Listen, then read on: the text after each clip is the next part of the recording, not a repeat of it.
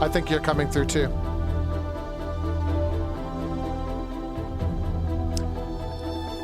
But I think you're there.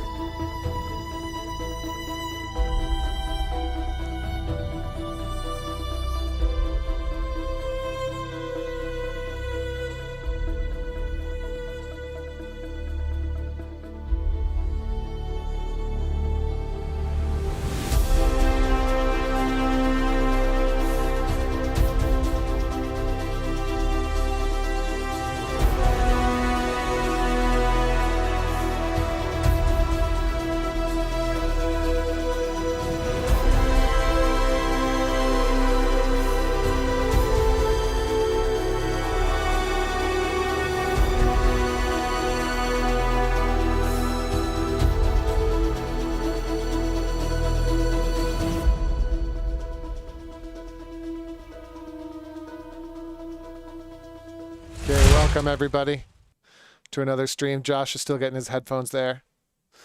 The title of this stream is Will There Be a Worlds This Year? And but this is really just an excuse to do another test of the live stream apparatus. We've got Josh plugged in. Josh is plugged in. Nice. Welcome. Welcome to Josh PG version. And of course, me always. We've got Matt here, who will eventually be our producer. Although I'm producing the heck out of this right now. If I do say so myself. Like you're doing a good job. You know, it's just gotta give it a little nudge. You know, gotta give the stream a little nudge. That's what I'm here. That's what I do. I nudge things. I wore this. Oh, I wore this rap for you, show. Doogie, so you could. Cool. The Big Rap Show. I love that show. It's just on that show. I'm gonna wear this every episode until you send me a Piper's Dojo TV hat. Oh, interesting. I mean, we're gonna need more than 3 concurrent viewers before we can start printing hats. But depends on who it is. That's true. I mean, if it's who like wants to donate for the big hat for Josh? There you go. I suppose you could just send me the logo and I could put on a hat in my store and then just buy it for myself. Yeah, you could do. I wonder if anyone is out there we haven't had a single chat. I went live earlier today. We had a bunch of chats, but no chats yet. Yeah, you got all of Europe hanging out earlier today. Yeah, that's it. They're all the Europeans are in bed. And we haven't taught the Americans to watch the YouTube channel yet. I think that's what it is. Yeah, is it European bedtime already? Oh yeah, I mean, like, it depends. It depends what kind of. Oh, it's. But yeah. What kind of European you are? Yeah, like Spaniards are still up, dude. They're going to be at it for another hour and a half. I know. That's because they take all those naps. The Northern Irish like go till 3 or 4 in the morning, like every day. I don't know how they do it. I was exhausted the whole time I was there. Thank goodness I was jet lagged.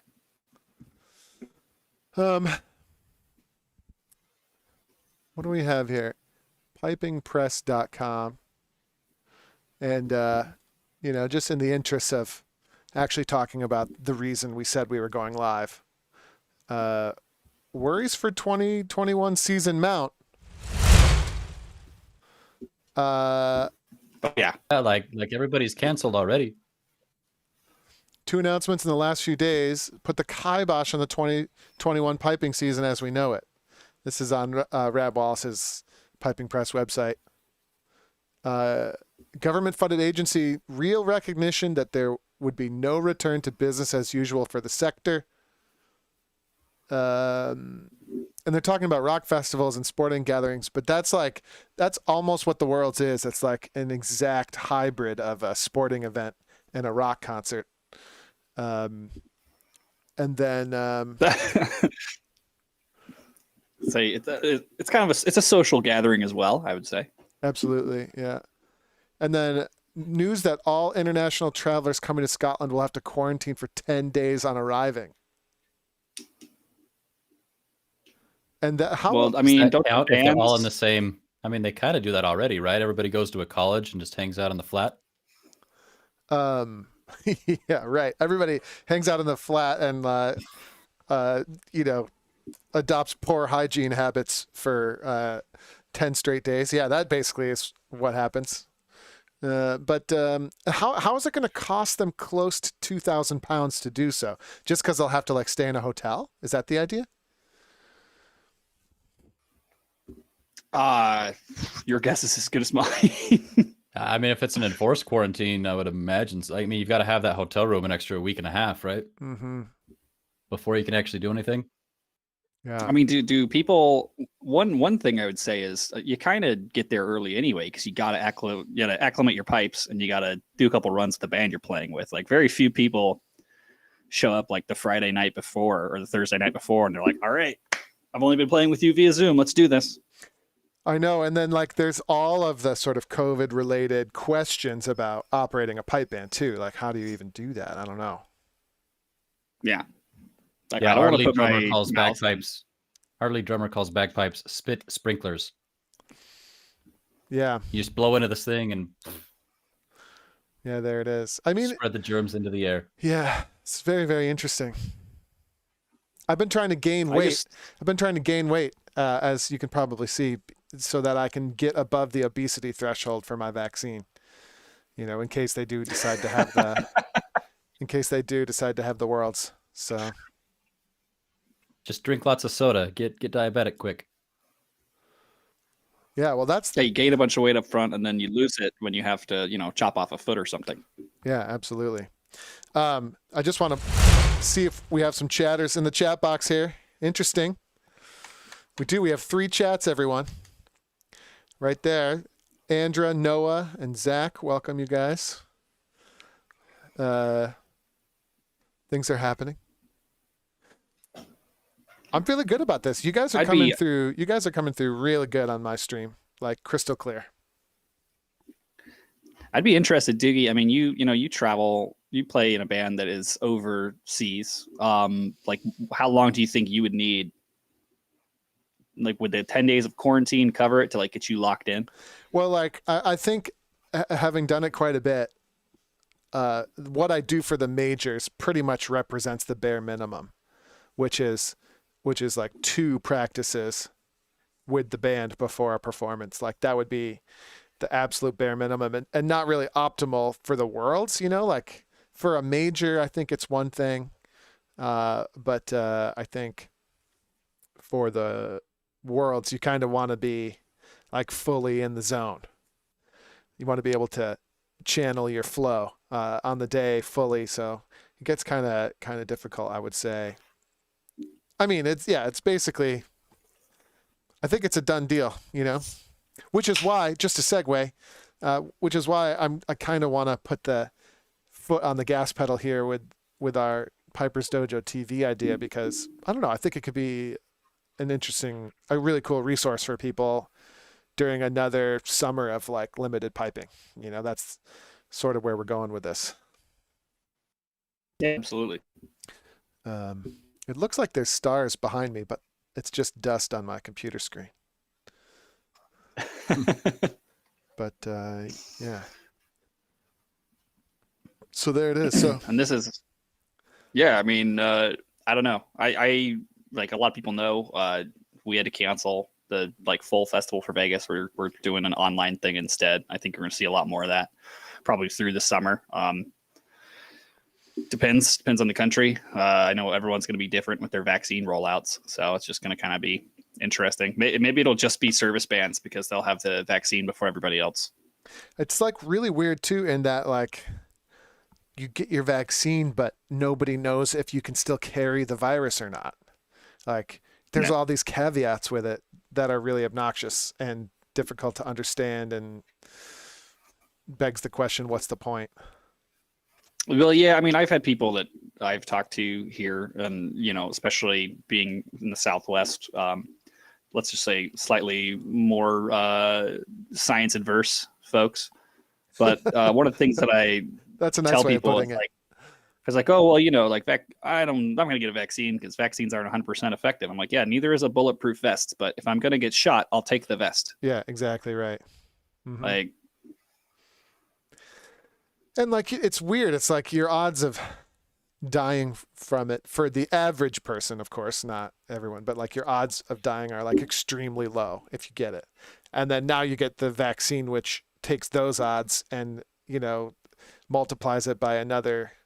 Like, what did they say it was? 96% effective or something? yeah. So the idea is to basically knock it down to the severity of like a common cold through vaccination. Yeah. Sounds good to me. I'm good with that. Yeah. Because then it's like, oh, like I was out for 4 days. I didn't have like permanent respiratory damage. So Andra says, how are you going to handle the Miniband contest? What is that? Is she talking to you, Josh? I think, yeah, she might be talking about the Vegas one. I'm pretty much going to copy paste Joe Brady's Wake Miniband format. I thought that was really well done. And I thought not only was it entertaining and enjoyable to watch, but I thought, especially once we talked about this on the other show, but once I got the sheets for our submission from the Las Vegas pipe band, they were really detailed and they were really like some of the best band sheets I've ever seen. And that's not to like, you know, fluff Cameron and Glenn too much, but I mean, it was really good. I mean, I was very satisfied with the feedback we got. So the whole contest was done through Play for Sheets or something? Yeah, so they did the judging. So basically, we submitted video clips, and all the bands that competed submitted video to Wake and District Pipe Band, and then I'm assuming, I think they were prejudged. So I think that they looked through all the clip submissions. They already knew who'd won. They already had their sheets done, and then I don't know if you saw it, Andrew, but they did a like live stream broadcast that was kind of hosted, kind of like we're doing now. And they showed the performances and then had like commentary of the performance afterwards and a bit of banter. And they showed the next performance.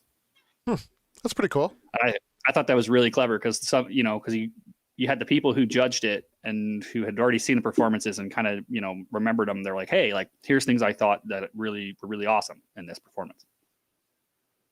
Interesting. And I like that idea for us because since our organization, our nonprofit organization is going to just like eat the bill on this because I don't want to charge people to enter. My thought is that's a great thing for us because we get some content out there, we get some PR, and our whole mission in our nonprofit, our mission statement is to celebrate Celtic culture in Southern Nevada. Well, this would be an opportunity to expose people in Southern Nevada to performances from everywhere instead of just West Coast bands, which is all they would see at our event. The other thing that that never occurred to me is like Play for Sheets is like early privatization of a judging panel, which I freaking love that. It's a good idea. Yeah. It never really occurred to me, but that's 100% what it is. And then like you could kind of get into the business of, selling a good judging panel as a product, which is fantastic. Yeah, because a lot of events are limited geographically to what judges they can get. I mean, I would say we probably spend a little more than a lot of events in the U.S. to like bring people that aren't just like in our little Southwest bubble. Yeah. But and then the other thing that I think we're going to do differently is we'll probably only do medley. I don't want to pay to have them listen to 700 MSRs. That's I don't know. It's a little sacrilegious. Yeah, well, I mean, I don't think anything's sacred anymore, man. Like it's like this year I'm going to have the old gods are dead, Andrew. This year I'm going to have Thanksgiving with no turkey, just dessert, just pie. I mean, I deep fried a turkey one year and wrapped it in a bacon weave. So this may be an unpopular opinion. I have an easier time playing MSRs because I know the roadmap already. MSRs are like, what are they like? MSRs are like, it's like driving your car. Maybe. I'm going to go for one here. It's not going to be very good. Okay. It's like, do it. Go for it. Let's hear it. It's like just driving your car down a perfectly straight road with very little traffic. But on either side of the road is a pit of lava that if you touch it, you will be dead immediately, and there will be no chance of survival. So like, and that's the problem, right? The problem is it gets in your that head. long straight road is what makes it easy to fall asleep at the wheel. Like when you're playing a medley, you got stuff going on, right? Yeah, and there's more things to keep you kind of focused and in the zone and like not freaked out. But MSRs, yeah, I think they are. You know, once you have the technical proficiency to play an MSR, I think they are a lot easier, but that's not necessarily what you want. Yeah, I mean, I think the thing for me when I when I look at the like cost benefit of doing including MSRs in this contest, it just goes back to the fact that like I don't want to watch 70. I don't like what if we, I mean, don't be wrong. I think we'll probably get like 15 submissions. Like I want to watch 40 submissions of MSRs, and I certainly don't want to have to spend half of my available judging budget to judge a bunch of MSRs. Like the thing I like about medleys is that you do get a lot more of the musical influence of the band in the set because they can do things, you know, you can do things that you normally wouldn't do. There's not a lot of room for improvisation in an MSR, or not a lot of room for doing interesting things musically. And it's just going to be 15 Duncan McGinnises. Like, I don't need that. I don't need that in my life. Interesting. Yeah. I think I'd like to see, one of the things I'm thinking about is an unknown and unknowable competition where I tell you maybe ahead of time, generally what you may or may not want to have up your sleeve. And then the actual contest format and requirements are not announced until like the morning of the event. That'd be great if you had like the big wheel and you spin the wheel and it whatever it lands on, that's what you have to play. But it's like you have to have certain things ready to go. Yeah, exactly right. I mean, and for solos, it would be really straightforward. It would be like, you should have a pibroch, composed in the 20th century. You should have 7 2/4 marches prepared, at least 3 of which were composed by such and such. And then you should have a couple of 2-part strathspeys, some 4-part strathspeys. You should have some round reel, kind of like you need to have one tune with an intentional C natural in it. Yeah. Like, I mean, whatever you name it, right? And then here's one. You should have a tune you've composed yourself. You should have. That would be good. You should have access to, like, I mean, you could in the future you could be like, you should have access to a guitar player. Or, you should have access to another tonal instrumentalist or something. You know what I mean? Anyway. Yeah. But then you don't know what the contest is until, let's say, 9 a.m. And then your performance time is, sometime later that afternoon. And then, who can put together the best performance. So you want to like Hell's Kitchen-ness or something. You want it to be like the 1 hour, or like Chopped, like the 1 hour bake off. Yeah. Or like the mystery ingredient. Yeah. And like the answer is not so much who can make the best dish, but who's the best chef. Yeah, absolutely. Yeah. That's what I'm saying. Like the star of your set should be a 12/8 march. Yeah. Well, and one of the things could be like, and one of the things you could do would be to hand a person a newly composed tune in the morning too. By the way, this tune's got to be in there, kind of like Chopped. Like that would be really, really cool. And then, because for a lot of people that would be doable. And one of the big problems that I have, like one of the things that makes competition uninteresting is that you're not necessarily seeing a contest of like musicianship. You're seeing a contest largely of like just preparedness.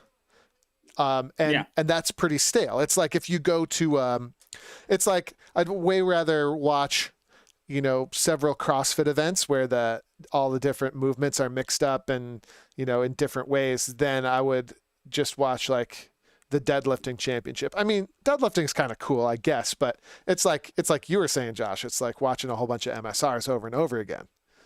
You know, if you're really into weightlifting, that's one thing, but you know, yeah, I think it could be pretty cool. And are you demonstrating mastery by only showing one aspect of the musical spectrum of the instrument? Exactly. And something that you've prepared 1,000 times, like, you know, what does that really represent? I think that's what's magical about listening to Stuart Little play, or Fred, or some of these guys. It's like, you can tell when you listen to them that some of what you're hearing is actually fresh, and it like might not be the same every time they play it, which is really interesting in my opinion. But yeah, there it is. I think that's a good point. Yeah, I could see that. I don't know that will ever. I won't say ever. I don't know if that's going to gain a lot of traction in the near future, but I do think that, you know, if I'm looking 5-10 years down the road, I think that's where some of this stuff's going to go. Yeah, like I think I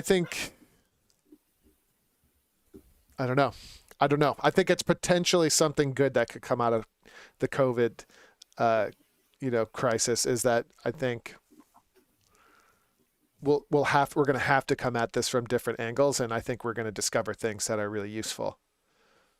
You know, that's yeah. what I mean, we talked about even within our band. And I mean, you know, it seems obvious, like when you're in the dojo audience, because it's a huge group of people that primarily learn the instrument via their computer and group sessions and things like that. But we talked about even in our bands, like, yeah, like once like, let's say it's all over tomorrow, we can go back to business as usual. There's still, I think, room in our toolbox for like supplemental practice once a week. That's just a Zoom call. Yeah. Sorry, Josh, you broke up a little bit there on me, but I might have been my internet, not yours. I don't know. Yeah, no worries. Sorry. So what was that last thought you had?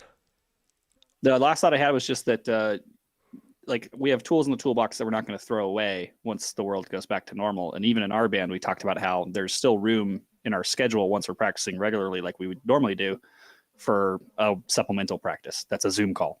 And it's just quick. You know, it's like, hey, I'm going to check in. I got 5 pipers to check in with. I'm checking in with each of them for 10 minutes. Mm-hmm. Yeah, absolutely. Yeah. Kyle Wallace says, I can't see any bands going back until, but then he left us hanging. What's up, Kyle? Good to hear from you. Until 2025.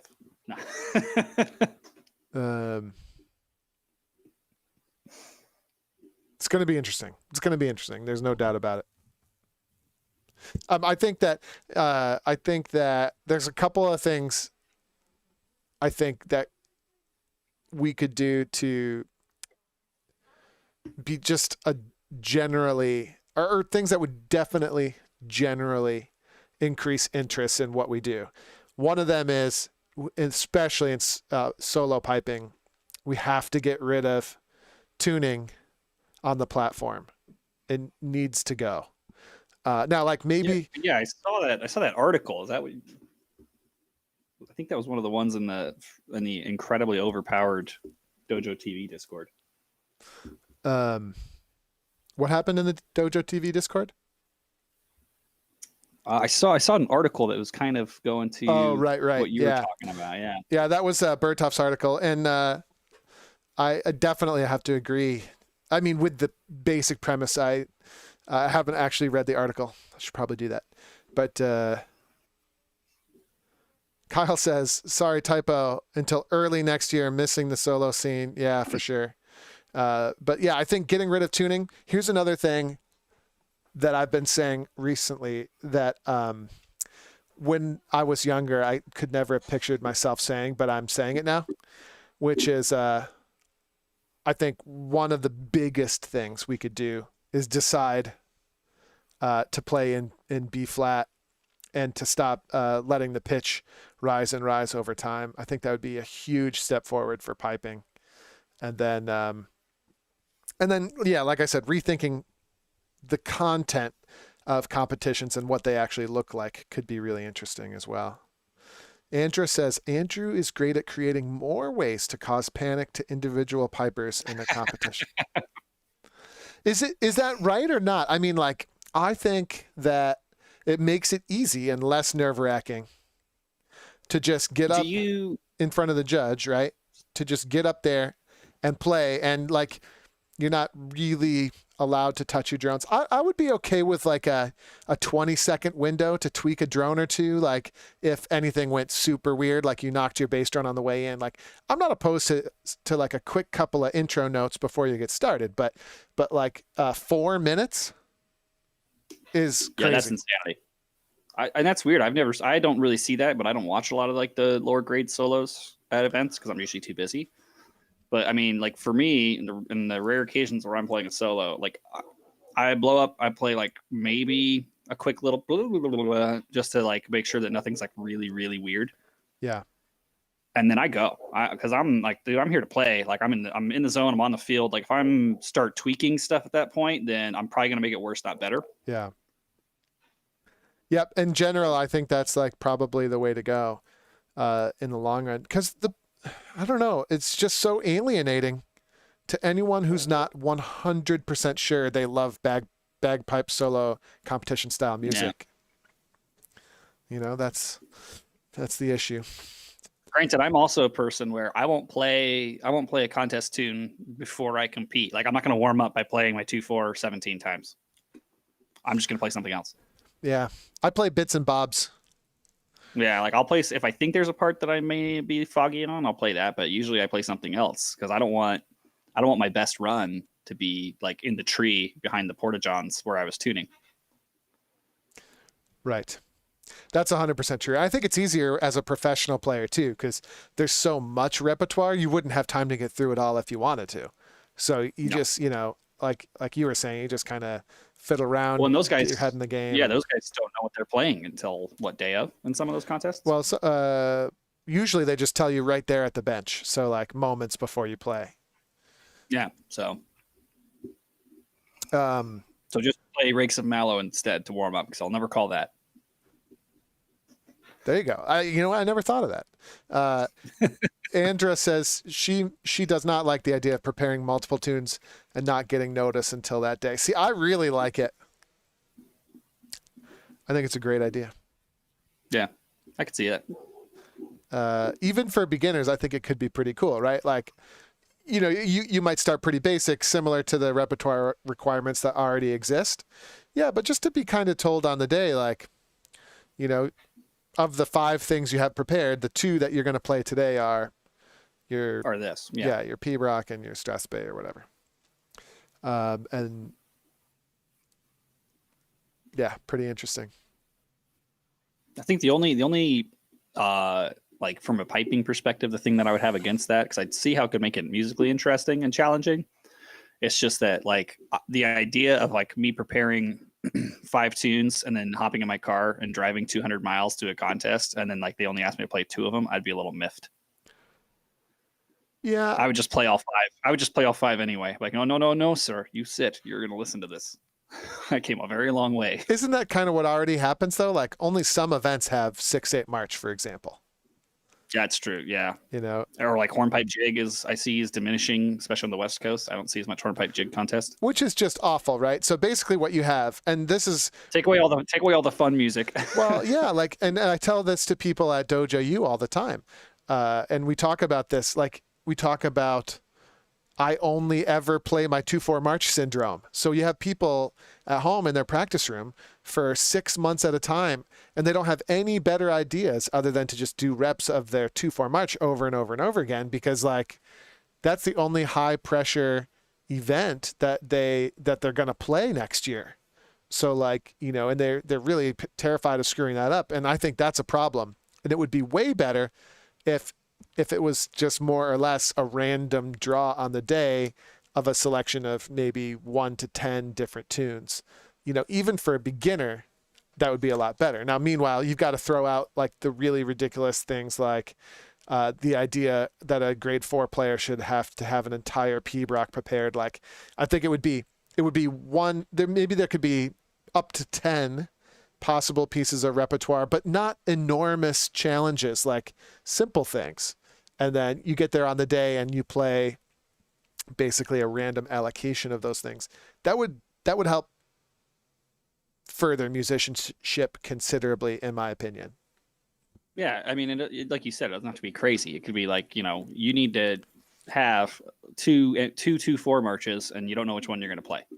Yeah, and maybe it's just two different 2-parted 2/4 marches or something. Like, I don't really care. Or maybe it could even be 3/4 marches, like retreat marches or something. Like, it honestly doesn't matter to me. As a matter of fact, I love that. I loved that when I judged in British Columbia. You know, like in grade 5, they had a 4/4 march competition. That's really great, you know, and they didn't ask entire pibrochs to be played. Like, obviously at the entry level grades, you just want to give people a way to get in. But anyway, it doesn't matter at the moment, does it? Well, look at the bright side. Now we can do, I mean, the kind of the tack that Wake took and kind of what we're doing is now we can just kind of do whatever we want because we're not limited by geography. We're slightly limited by budget when it comes to judging because nobody's gonna judge it for free and do a good job, right? Like, it's just not gonna happen. And like we had conversations early on about like, hey, you know, should we try to make this like a sanctioned thing? And we're like, there's no upside to making it sanctioned for us. There's only, and it's not anything against it's not anything against WSPA. I mean, they're working hard right now and their stuff's looking better nowadays than it ever has. But it's like, then I have to use your judges. Then I have to pay you and pay judges. And I'm not charging for this. And it's like, and I'm limiting it at that point only to members of your association, unless we work out some kind of weird deal with everybody else. And then they all need a cut. And then it's like, no, I'm not doing that. I'll just get 2 guys to judge it and I'll pay them. I mean, the idea is so intriguing to me. Like, anyone that knows me knows that I'm very, let's just say I'm not bullish on, the big pipe band association model, particularly when it comes to, adjudication. And it has nothing to do with the adjudicators themselves, and it has nothing to do with, and it has nothing to do with the music board or anything. It's just the model is kind of broken and doesn't really work that well. And so here you have like a couple of guys that, set up this little company basically where people can submit performances for sheets. And like all of a sudden it's very interesting because you can see like, wait a minute, like you just said, Josh, like, why do I need to sanction if I could just call up these guys? And I know they're going to do a great job and their price is reasonable. And I know my customers want that, like suddenly I really like that a lot. It's really, really smart. No, and I mean, and one of the other things, it's like turning into like a free ad for Play for Sheets, but like another thing that they offer is they do solo stuff. So I could go in my backyard, record a 2/4, send it to them, pay $5 or whatever, and they'll send me a sheet. And I didn't have to get my car, and I didn't have to go to a hotel, and go through all that rigmarole. Play for Sheets right here, people. Yep. So I mean, I do think that there's going to be a lot of value, especially for people who are really hungry for critique, right? And you can just be like, hey, here's a performance. Tell me what you think. The other weird thing that we're going to be doing, and this is going to be probably through Channer Rant, is we're organizing and have been in the process of figuring out what we want it to look like. But we want to do an online kitchen piping contest, and it'll be similar format, but kitchen piping. So the rules of your submission there are no rules. Yeah. And we're just kind of interested to see, and we'll have like stupid trophies or something silly because it's us, obviously. But I'm interested to see what like the bagpiping community comes up with in a contest setting when you could do whatever you want. You could have a guitar player on a swing behind you while you play something. Like, I don't care, do anything. Oh, thank God they increased their prices. I think when they first came out, I would say they went up. When they first came out, I remember Cam asking me like, "What do you think of this idea?" And I was like, "Oh, it sounds pretty interesting." But charge more. But like, I think it might have been £5 for a sheet when they started. I think it was about £5. And it was I remember like, it being like a flat rate. And it was like, no way, you are going to want to stab your eyeballs out after 1 month of this. You have to increase their prices. So I'm glad they did, but it's still extremely reasonably priced for sure. Like, these are the best active players in the world. And Well, and that's another thing that we talk about a lot, right? Is you get a lot of people who are adjudicating, and I'm not really as much in my area because a lot of people that play in my area still play actively. But like, you talk about people at majors that are judges that haven't picked up the pipes in 15 years. yeah. Well, And it's like, dude, like, who are you? Like, what have you done? it's not to say that an inactive player can't be a great judge, because that would be not true. But I will say that sometimes you run into problems with, I think judges get a little bit out of touch. Maybe. Yeah. I mean, if Cammy's telling me I suck, I believe him because he's like the greatest. He's Yeah. really good. I've seen him play. Yeah. He bought me a sandwich once, and then a couple years ago, he bought me a sandwich and said, "Hey, if I buy you the sandwich, will you just listen to me play?" Because I think he just like wanted someone there, so he'd get a little bit nervous. And it's pretty cool. Great sandwich. Yeah. I mean, the playing was fine, but the sandwich was outstanding. See, that's what people, especially if you're going to play a long set, you need to get the person who's listening to it a sandwich. Because if you just get them a beer, they can just chug it and walk away. Mr. Brett Lover said a moment ago, "Is the special dojo offer still on?" What offer is that? We do a lot of special offers here and there. I'll say there's a lot of them. Ours still is. I know that. We've got a variety we've got a variety of things going on right now. We've got the Bagpipe Freedom Intensive, which is on sale until Sunday, filling up fast. Last month we had a come back to the dojo special for past members, which interesting. Which you would only know about if you were a past member. So that could be the $1 for 30 days. Yeah, that's still on. Yeah. If you email support@PipersDojo.com, we can connect you with that. Sometimes it's not always easy to find. Should I be plugging my links here? It's like, or if you go to. And sorry about my spam bot, Mr. Brett Lover. My spam bot doesn't like the $sign, I guess. I'm still learning how to control that artificial intelligence. Chill out, spam bot. Yeah. Well, the spam bot, I feel like it came down kind of hard on him. So it's a bit much. It's a pretty strict robot. Well, it deleted his message. That's aggressive. Granted, not just that message, both messages. Maybe it retroactively went after him after but the thing is, once drummers start coming on this stream, and I don't want this stream to be just about pipers. Once the drummers start to come on, you're going to need the spam bot, They're oh yeah, totally. They're into all sorts of symbols and, stuff like that. I mean, Kyle Walsh was on here earlier, and he's one of the nice ones. The spam bot didn't go after him. So he's one of the good guys. He's one of the good guys. So there's that. So I mean, performance wise, what are you working on, Doogie, with not much going on? Well, I made some music. Been making a little bit of music, and I've been just I've been going I've been going super aggressive at the dojo. Just ask any of my teammates. They all seem very busy. I can tell you that. They're very, very busy right now. Got the bag. And the limited interactions I have with the team, they're all very busy all the time. It's very. I mean, to the point where I feel lonely this month because they're all working so hard, and they're working so hard you have to hang out. Yeah, and we're doing the 30-day bagpipe makeover program right now, and they're all involved in teaching. But one of the things we've been trying to get better at the dojo is not letting me do too much, because it really slows us down to do that. And so we've been trying to design programs that incorporate the whole team, and it just skewed really far to the far end of that one with this event. Yeah, and that one, it's like a daily check-in thing, isn't it? Or am I thinking of something else? I'm thinking it's freedom intensive. Yeah, they're similar events. I mean, this one is yeah, you twice a week check-ins with our staff, and then really detailed programming.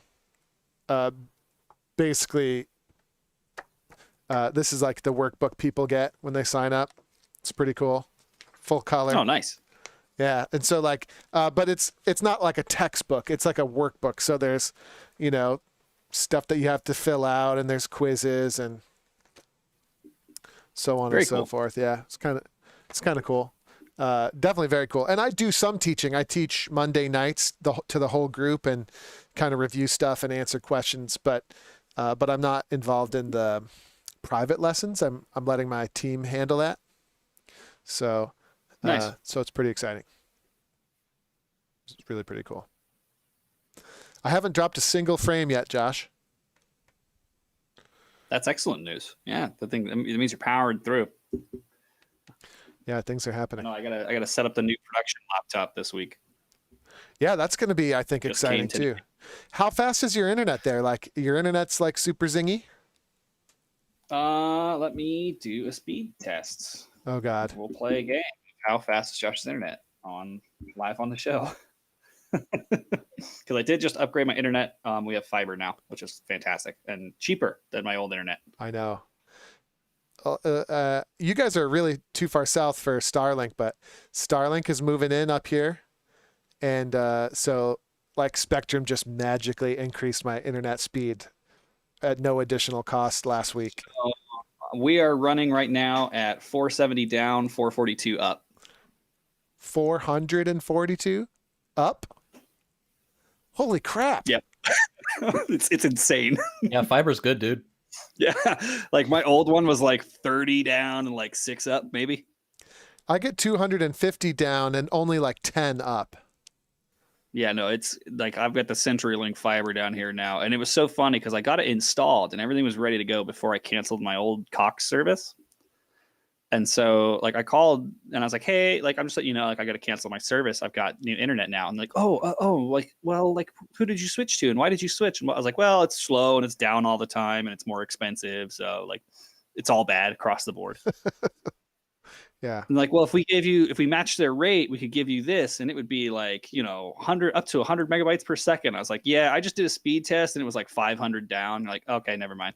Yeah. Like I was talking to the customer service rep, and she's like, all right, well, thank you for letting us know. Like you own like that equipment's already paid for, so you can just get rid of it. And I was like, yeah, I'll probably just bin it. Yeah, it's crazy, right? I mean, our service has been pretty good here. I certainly, as someone who streams a lot of stuff, like I wish they were a little bit less stingy on the upload speed, but certainly 250 down is perfectly fine. Yeah, that's so once, yeah, the big thing I think that's been limiting for our streams has been hardware stuff. And that will no longer be a problem. Yeah. Because the new hotness is way overbuilt. Yeah.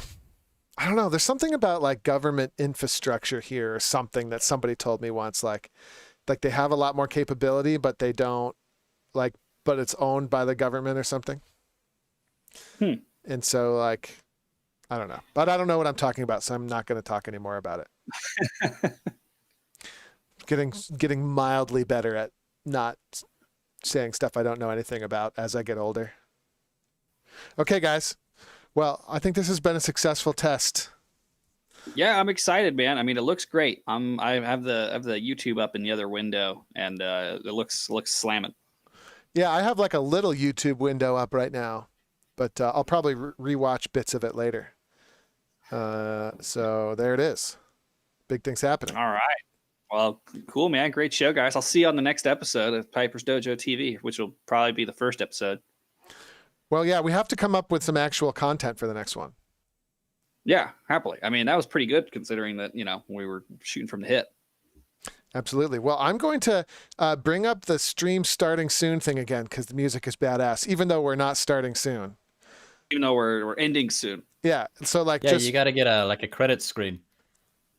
I have a credit screen, but it requires people to become subscribers and stuff to the channel in order to show anything. All you need the same thing as the stream starting soon, but you just change the text to be like, "Thanks for watching, like and subscribe," and then Yes. That easy peasy, baby. Yeah, that's happening. Well, I actually it's slightly harder than easy because I had to bring the video into Premiere and do like a boomerang effect on it, so it keeps kind of bouncing organically back and forth. You know what I mean? Like the Yeah. Earth, you'll notice the Earth eventually changes directions. Like in a second here, in a second it'll fade to white, and then it'll come back the other way. Wait I for like how it. you hit it though. You hit it with the lens flare. I didn't do anything. I mean, that's just stock video. Oh, okay. Well, it's a nice little Texas swap there to hide with the lens flare and then have it moving differently. Yeah, it's happening. Look at that. See, now it's headed back away from us again. And then rotating the opposite direction. Mm-hmm. Which so at the point where the lens flare is the brightest is when all the atmosphere on the Earth would dissipate immediately and we would all fly off into space. Exactly right. Okay. You nailed It's good it. to know. But must be that engineering degree. Yeah, thanks for joining us for Piper's Space Talk TV. Like 3 average guys talk about stuff they don't know anything about. Yeah, of course. And only slightly, it was piping related at the beginning. So, okay, there it is. Let's pretend this says, thanks for watching. Please like and subscribe. Ready? Yeah, and if you're out there, like and subscribe. I like that. I like that, Josh. That's why you get paid the big bucks. Here we go. I got to figure out how to automatically mute the mic, though, during this as well. Thank you for watching.